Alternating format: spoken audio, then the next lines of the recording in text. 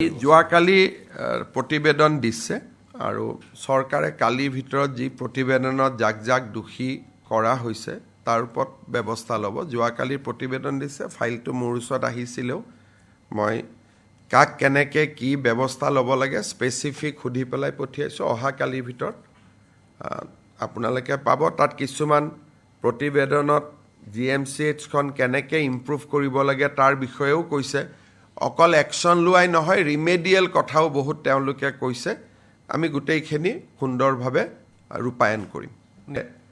SNCU কেনেকৈ ৰাখিব লাগে, কি ধৰণে ছিকিউৰিটি ব্যৱস্থা কৰিব লাগে, কি ধৰণে ভিজিটিং ডক্টৰৰ, ৰাতি অহা ডক্টৰ, গোটেই দীঘলীয়া প্ৰতিবেদন এখন। তাত SOPDটো সমাধান নহ'ব, তাত বহুতবিলাক লং টাৰ্ম কৈছে, মিডিয়াম টাৰ্ম কৈছে, শ্বৰ্ট টাৰ্ম কৈছে। আমি গোটেইখিনি ৰূপায়ণ কৰিম।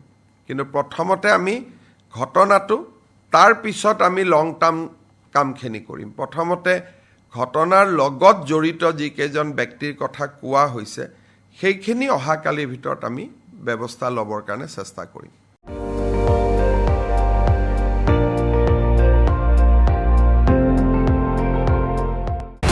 আপুনি চাই আছে ND24, সৰ্বশ্ৰেষ্ঠ নহয় সৰ্বোত্তমৰ দৌৰ।